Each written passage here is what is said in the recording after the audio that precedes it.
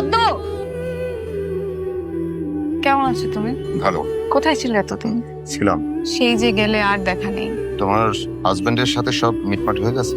হ্যাঁ, আপোষে ডিভোর্স হয়ে গেছে আমাদের। তুমি জানো আমি তোমাকে কত জায়গায় খুঁজেছি। তোমাদের ওই পুরান বাসায় গিয়েছিলাম। বাড়িওয়ালা বললো যে তুমি 4 মাসের ভাড়া না দিয়ে চলে গেছো। পরবর্তীতে আমি গিয়ে বাসা ভাড়াটা দিয়ে আসলাম। ঢাকা শহরে এমন কোনো জায়গা নেই যেখানে আমি তোমাকে খুঁজি নেই। আমি জানি কিভাবে জানো? কিছু মানুষ ঋণী থাকতে চায় না, তাই কোনো না কোনো উপকার করে ঋণ পরিশোধ করতে চায়। ঋণ পরিশোধ করতে না পারলে হীনমন্যতায় ভোগে। তুমি এত ব্রুটাল কেন? মানুষের মধ্যে তো একটু ভালোবাসা, মায়া, মমতা কিছু তো থাকে। তুমি আসলে একটা সাইকো। তুমি চাও না আমি তোমার কাছে আসি, এই জন্য তুমি এসব করো। যাই হোক, তোমার সাথে কিছু কথা আছে, তুমি গাড়িতে ওঠো। আসো, গাড়িতে ওঠো। নাও চা খাও। ফ্রেশ হয়ে কাপড়গুলো পরে নাও। গায়ের কাপড়গুলো ওয়াশরুমে রেখে দিও, ধুয়ে ইস্ত্রি করে দেবো। তাড়াতাড়ি ফ্রেশ হয়ে নাও।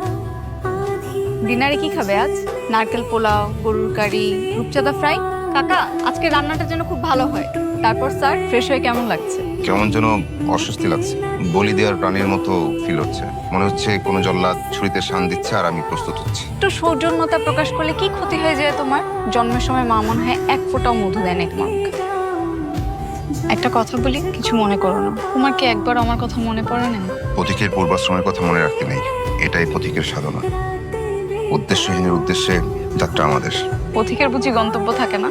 সবাই যদি পথিক হয়ে যায় তাহলে তো মানব সম্প্রদায় পৃথিবী থেকে বিলুপ্ত হয়ে যাবে। পথই পথিকের ঠিকানা, এছাড়া আর কোনো গন্তব্য নেই। সংসার করার জন্য তো অনেকে আছে, আমার মতো দু একজন থাকতেই কি আর না থাকতেই কি। এমনও তো হতে পারে যে তোমার মতো একজনের জন্য কেউ অপেক্ষা করছে। হতে পারে না? আসলে আমার ঘুম পাচ্ছে, আমি ঘুমিয়ে যাব। আর সকালে উঠে তোমার কথা আমি বিস্তারিত শুনবো। পদ্ম,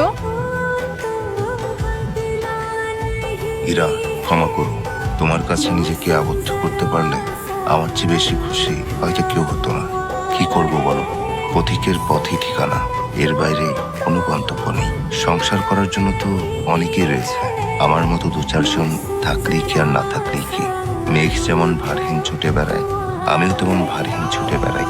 কোনোদিন যদি মেঘের দেশে আসো, সেদিন হয়তো দেখা হলেও হতে পারে তোমার গুণমুগ্ধ পদ্ম।